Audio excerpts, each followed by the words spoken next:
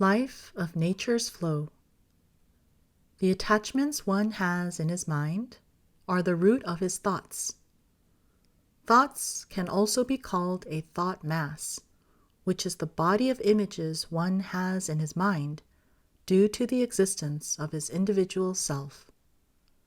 Those images are what confuse man uselessly. They begin in the thoughts that man has in his mind, and then are directly manifested in his deeds without even thinking. Deeds are no different from thoughts, but since his thoughts precede his deeds, man falls into utter distress. Humans must live in a humanly manner in order to be human.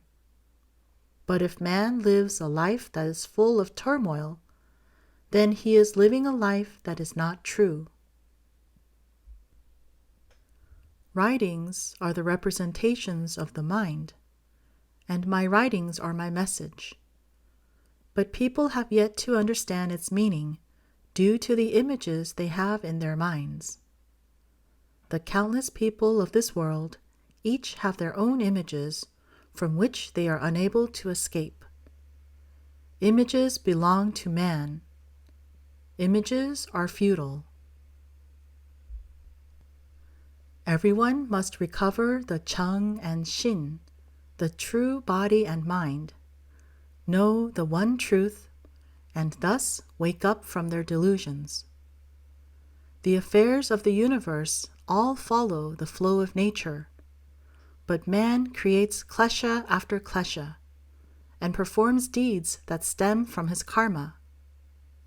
The universe always follows nature's flow, but due to his life, man lives creating habits and karma from which he cannot escape. This is why humans are the most foolish. No matter what, nature alone remains silent. Nature follows its flow without a word, while only humans live creating kleshas. They do so because of the self-inflicted turmoil caused by the false deeds and habits that they have acquired from life.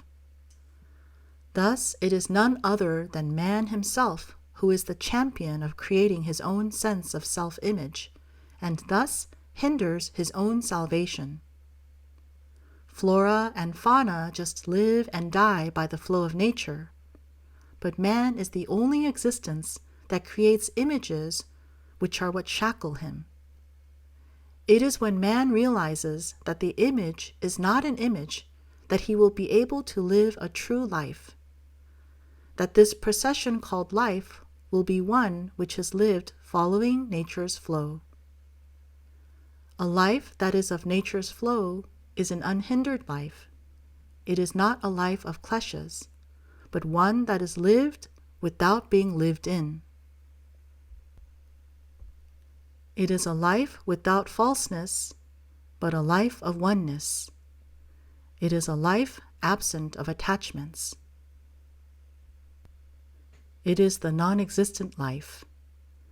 Thus, you must live a life that is not about eating well or living well, but one that follows the flow of nature.